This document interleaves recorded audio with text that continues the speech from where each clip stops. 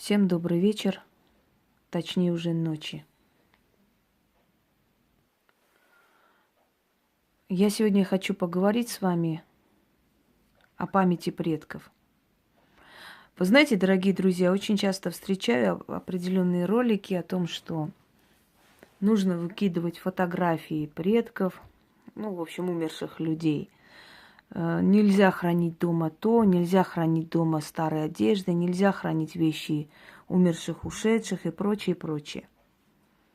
Я считаю, что эти люди, которые создают подобные видеоролики, они, наверное, рассчитывают больше на то, чтобы у них много было просмотров, чтобы люди с интересом прибежали посмотреть, что там сказано, что-то новое для себя, да, то есть красивое название, запугивание, вообще запугивание и прочее очень привлекает людей, это всегда так было. Я не согласна с этим всем, и я сейчас обосную. Мы с вами живем, мы с вами рожаем детей, оставляем своим потомкам какое-то наследство.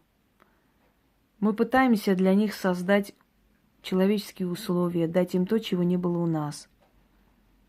Мы трудимся, мы жертвуем своим здоровьем, своей личной жизнью где-то ради детей. Мы терпим лишения ради детей. Мы не доедаем для того, чтобы было у них, когда нам тяжело, когда у нас кризисные моменты. А потом, когда мы уже состарились, оставили все это им и ушли, они берут, выкидывают наши вещи, выкидывают наши фотографии, сжигают, не хранят, потому что мы уже умершие, и поэтому это нехорошо, не надо. Зачем?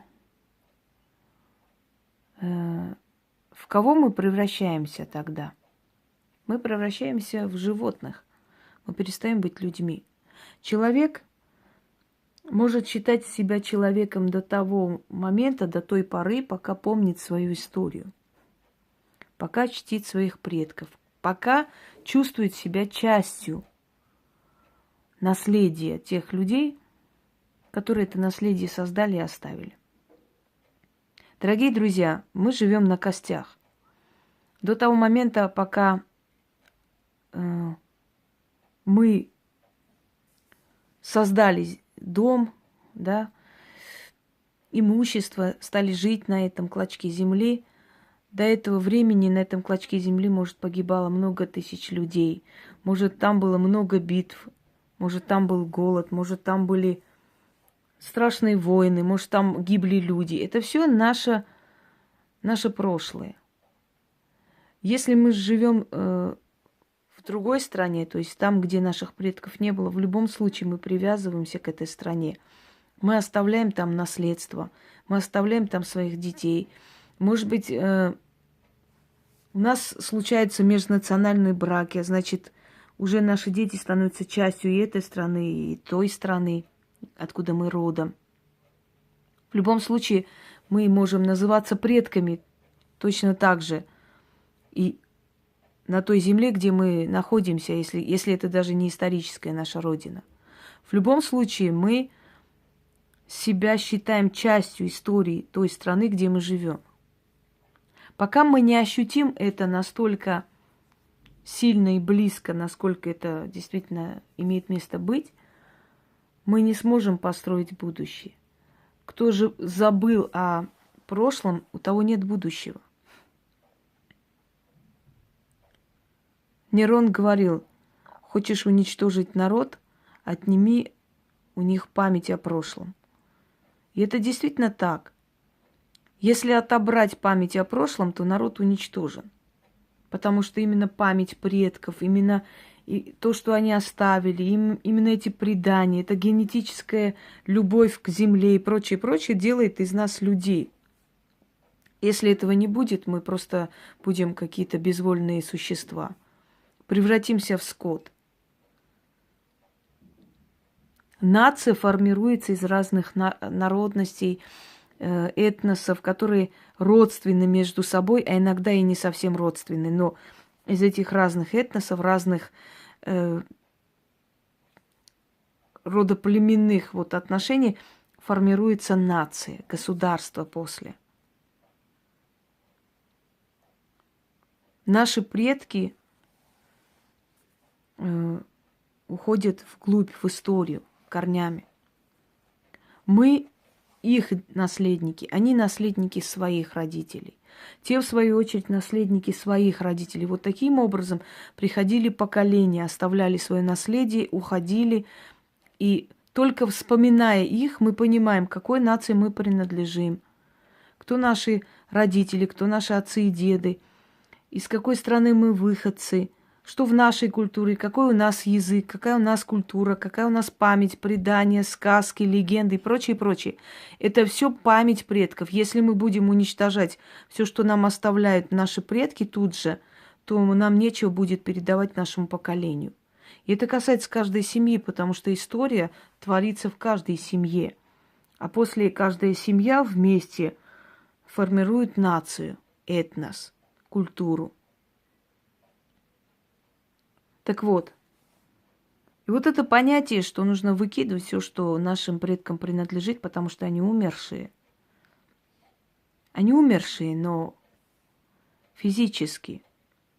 Если мы будем презирать наш род, то по какому праву мы будем просить наш род нас защитить? Потому что предки наши, их души ушедших родственников, они за нас горой, они нас защищают.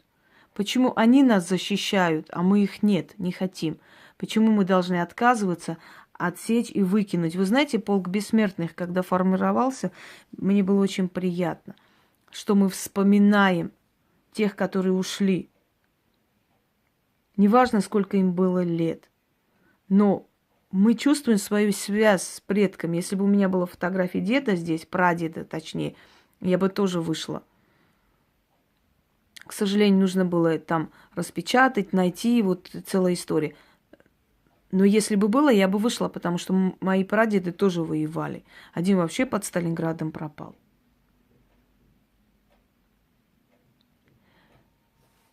Когда мы вспоминаем человека, мы отдаем определенную энергию ему, память. Зажигание свечей, благовоний. У армян вообще принято на могиле ставить там определенная такая емкость, и сейчас уже делают из камня красиво. И туда, значит, ставят эти горячие угли, извиняюсь, и кидают туда благовоние.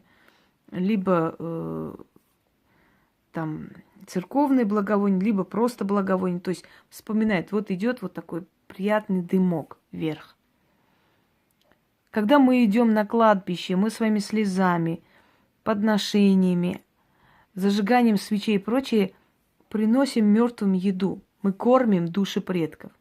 Мы делаем это неосознанно, мы делаем это, знаете, так, по привычке. Мы не знаем, откуда это пришла традиция. Это не христианская традиция далеко. Это языческая традиция. Испокон веков это было. Огонь создает энергию. Мы приходим к своим предкам, некоторое время отдаем некую силу. Никогда не замечали вы, когда уходите с кладбища, да, вы словно выжатые, как выпитые, уходите, забирают определенную силу ваши предки. У меня есть ролик, называется «Память – это сила». Можете открыть, посмотреть. Где бы мы ни жили, если мы слышим родную речь, у нас такое ощущение, что нам силу дали. Мы поневоле поворачиваемся, смотрим туда, откуда услышали свой язык, свою речь. Меня поймут те люди, которые на чужбине. Будь это русские люди, будь это другой национальности люди. Но те, которые живут на чужбине, они это чувствуют.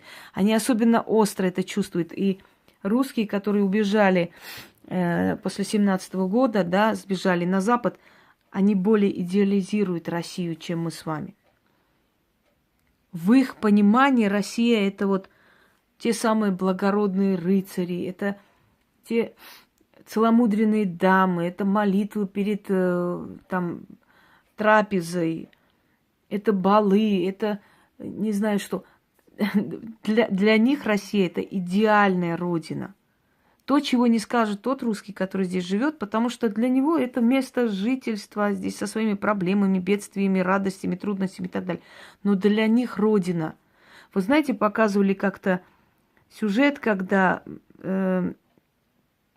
казаки, сбежавшие казаки, целый полк, который был лишен вообще возможности вернуться на родину и к семьям, и вообще к родным местам. И некоторое время их держали в Турции, забрали оружие, пока выясняли, кто они есть, чтобы переправить во Францию и так далее. И вот несколько лет они пробыли вот на этом месте. После переправили их, значит, туда. Я сейчас не помню, какое место, какой берег, честно, мыс, ну, как называлось, сейчас не помню. И вот по ту сторону Россия видна, берег, далекий берег. Там даже так еле-еле ощутимо видна. И они собирались туда раз в месяц, приходили, зажигали костры, и вот в воспоминаниях молча смотрели на ту сторону. Понимаете, это они даже просто глядя на ту сторону, вот на тот берег, где их родная земля, они заряжали силой, энергией. И вот этот автор говорит, вы представляете тоску этих людей, когда они приходили здесь, это было их любимое место, потому что она была ближе всего к России. Нам это не понять, пока мы не уезжаем, пока мы не уходим с родных мест, мы не можем понять эту тоску. Эта тоска у меня была изначально, когда мы окончательно переехали в Россию. Я с малых лет приезжала, уезжала. Мы когда окончательно приехали в Россию, эта тоска была, вот меня просто душила по дому. Я не могла свыкнуться, привыкнуть. Мне все время хотелось домой. Я брала в библиотеке книги, где было хотя бы что-то написано про Армению. Я это перечитывала 50 раз. Хотя я родилась в Грузии, но поскольку это была моя маленькая Армения, понимаете, там армянское село, это родное, влекло меня. Когда я привыкла, когда я смогла стать своей здесь, когда я, может быть, с помощью своего таланта, своего ума, я не знаю, своих каких-то знаний и прочее, завоевала любовь в школе учителей, когда меня начали постоянно приглашать на сцену, я читала свои стихи, я писала сценарий КВН, который изначально очень порадовал мой класс, а потом создал ненависть и зависть, как всегда. К сожалению, яркой быть очень опасно в этом мире. Но в любом случае я уже чувствовала себя своей, я заставила себя уважать, я их поставила по местам, но эта тоска, она была. И вот когда мы поехали туда, погостили, я стала скучать по России. Когда я первый раз, то есть уже в зрелом возрасте переезжала в Россию, я очень тосковала по родному краю, по родным землям, и мне было, непривычно, это было не мое.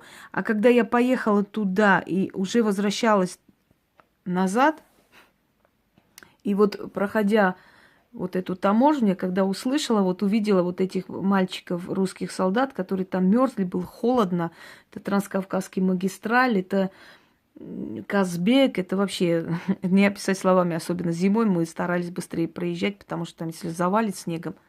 И вы знаете, я посмотрела на них, у меня такое материнское чувство проснулось. Я пожалела, мне показалось, что это мои. Вот наши это ребята. Потому что я привыкла, я уже ощутила уже родное что-то. Мы когда приехали, я помню, мы ночью приехали в Волгоград, и у меня сестра все время спрашивала, просыпалась. Автобусы были тогда вообще, 90-е годы, это очень тяжело. Мы сутками ехали, это умирали просто. И она все время спрашивала, мы еще не приехали? Я говорю, еще нет. И вот когда автобус остановился, вышел шофер, что-то там делали, не знаю. И мы когда услышали там русский мат, я помню, я такая счастливая ей сказала, Лиль, мы приехали уже, мы в России. Я поняла, что мы дома. Вот и все. Наш русский мат мне был очень приятен в тот момент, потому что я поняла, что мы доехали, наконец-то. О чем я хочу сказать, друзья мои? Память предков – это наша сила. Нехорошо держать фотографии умерших и живых людей в одном альбоме. Это нехорошо. Нехороший предмет, а это действительно так. Лучше отделить. Если этих людей уже нет, вместе не держите. Энергия мертвая немножко мешает живой энергии. Хотя если это предки, они никогда ничего плохого вам не сделают. Но наши предки живут и оставляют нам столько всего, защищают, любят нас для того, чтобы после смерти мы о них помнили. Если мы после смерти будем выкидывать все, что с ними связано, как мусор, то грош нам цена. Точно так же будут относиться наши дети к нам. Мы должны их помнить, мы должны беречь. Подвенечное платье бабушки. Оно может вылечить болезнь. Есть ритуалы с ним. Украшения наших предков. Мы привыкли, что если дед умер, значит, надо продавать эти все ордена его и так далее. Это его заслуга, он заслужил это, он завоевал это для своей родины, для своей семьи. Это должно остаться в семье. Делая такое, вы просто творите святотатство. Кощунственно это делать. Вы обижаете их души и не надейтесь потом на то, что они вас будут защищать. Род крепнет, когда есть уважение к ушедшим предкам, есть чувство ответственности к детям, которые рождаются и которые еще родятся и будут жить. Понимаете? Мы должны уважать и помнить предков, мы должны заботиться о потомстве нашем. И тогда наш род будет крепким. Эту цепочку нарушать нельзя.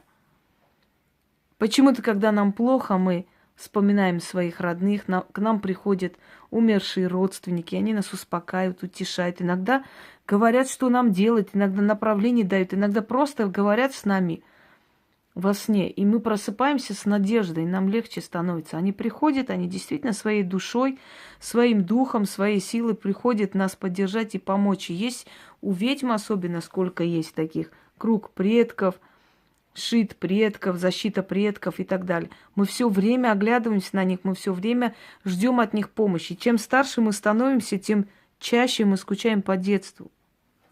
Как мы часто скучаем по детству, когда все были живы. Нам иногда хочется вот на 5 минут там оказаться, и нам бы показалось, что все наши проблемы решены.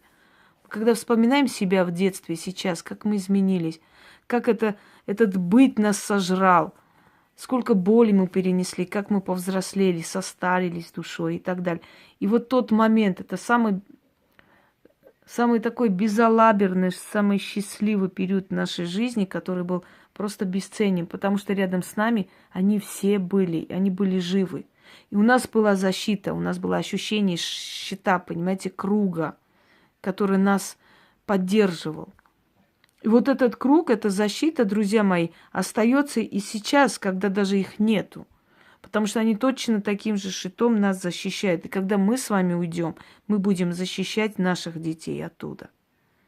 И только связь ушедшего поколения, настоящего и будущих поколений создает сильный, крепкий род.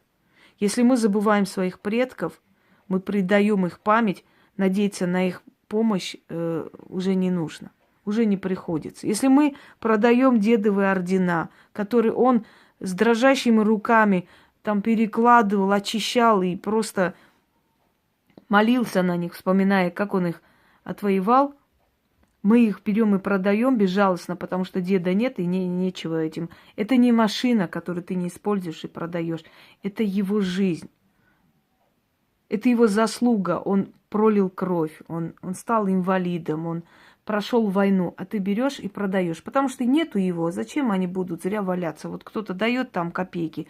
Продам и все, и уберу из дома. Если ты берешь, приходишь, бежишь брать квартиру или там дом своих предков, там отца, матери или деда, неважно, сразу же, как только они умерли, лишь бы быстрее продать, выкидывая альбомы, выбрасывая все ценное, все, чем они дорожили. Пусть это не миллионы стоило, но в них была их жизнь. Когда ты вспоминаешь своих родителей только тогда, когда тебе дом нужен от них, не надейся, что их души и души твоих предков, и предков до них будут тебе помогать, и что у тебя будет крепкий род, и что твои дети будут тебя уважать, любить и дальше. Не будет этого. Потому что родителей и предков любят не только за деньги, не только для того, чтобы продать их квартиру, дождаться, когда помрут, продать их квартиру. У нас рядом женщина жила, старая такая женщина, и мама моя все время носила ей кушать. Мы думали, что у нее никого нету вообще в жизни. Ну, что она одинокий человек. Мы просто ей помогали, потому что было жалко этого человека. И вы знаете, когда она умерла, я тогда узнала, сколько у нее родственников. Там машинам негде было стоять. Они пришли, перегрызлись за ее дом. Продали, разделили, как гиены, которые мясо рвут на куски. Это женщины только с морга привезли, возили хоронить, а там уже скандал был. И эти люди надеются на то, что вот такое отношение к их бабушке хорошо отразится на них. Их дети на примере родителей учатся точно такому же. Если тебе твои родители нужны только для того, чтобы продать их дом, то учти, что твои дети на твоем примере выросли. И они точно так же к тебе будут относиться, когда ты перестанешь ходить, когда ты не сможешь за собой ухаживать. Они точно так же придут только тогда, когда ты умрешь, чтобы продать твой дом. Потому что ты своим примером показываешь своим детям, как надо жить, как надо относиться к своим предкам. И тот предок, который ушел абсолютно презираемый тобой, не будет ни при жизни тебя благословлять, ни после смерти. А благословение наших предков, оно великое дело. Мою бабушку, когда привезли, уже последние были годы, они уже еле ходила. Вы знаете, я так смотрела, мне было так больно. Я ее вспоминала энергичной женщиной, сильной такой, волевой. И я когда увидела, согнувшись, вот старуху уже, которая еле ходила, мне было так тяжело на это смотреть. А она сидела в этом возрасте, мне давала указания, что я не должна дома перед отцом ходить в брюках. И вы знаете что? Я подчинялась. Мне было приятно, мне так было весело, я себя чувствовала ребенком. Вот в этом возрасте у меня уже свой сын был. Я себя просто ощущала ребенком, которому дают порицание, и я с радостью это выполняла. Я пошла, одела халат. Я говорю, так тебя устраивает? Она, вот так и сиди. И нечего тут телевизор смотреть, и нечего компьютер включать.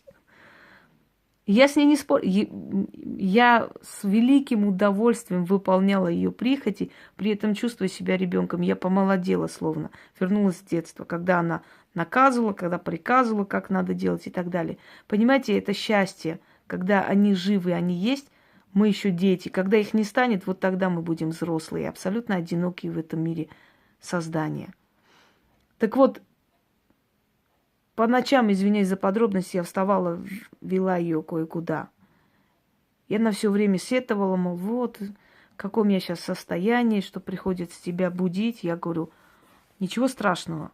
Ты меня тоже очень много раз в малом возрасте водила и ухаживала за мной. Теперь пришло мое время.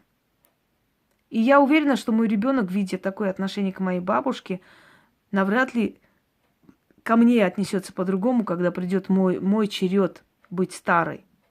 Если придет, конечно. Отношение, любовь, бережное отношение к человеку, к твоему предку. Я читала, когда у Любовь Орловой, после того, как они дом передали своим племянникам, так вот они пришли, срочно этот дом продали, как всегда.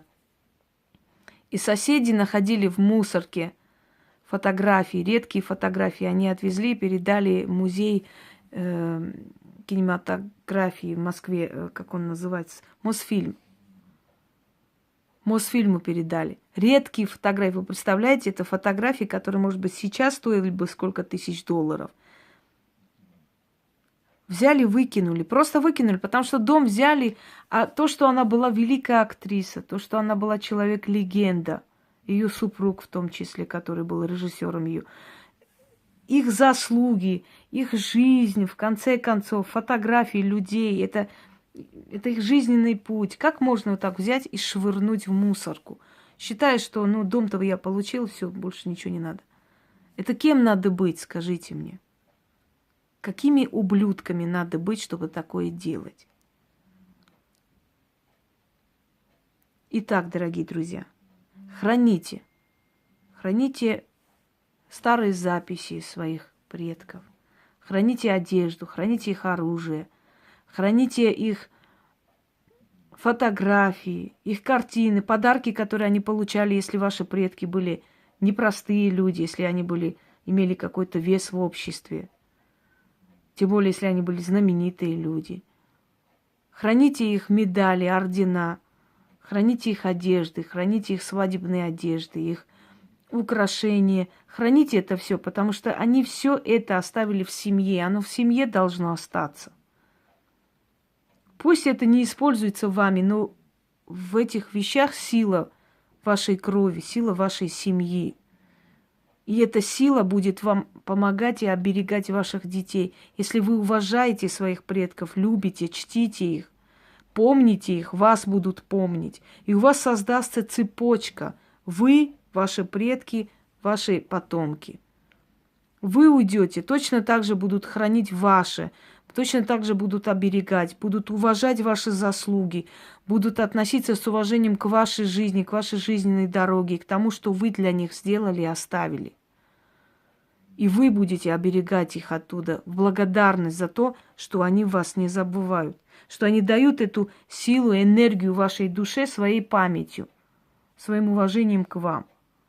Поэтому настолько абсурдно выкидывание, тем более продавание и прочее, прочее. Да, вы хотите продать жилье, сделайте это, машину и прочее. Но то, что личное, лично человека, не нужно это выкидывать как хлам и мусор. Иначе жизнь этого человека будет лишней. Словно он зря, этот человек, вас оберегал, помогал, любил и оставил вам что-то в этой жизни. Получится, что этот человек зря прожил свою жизнь во имя вас. Всем удачи!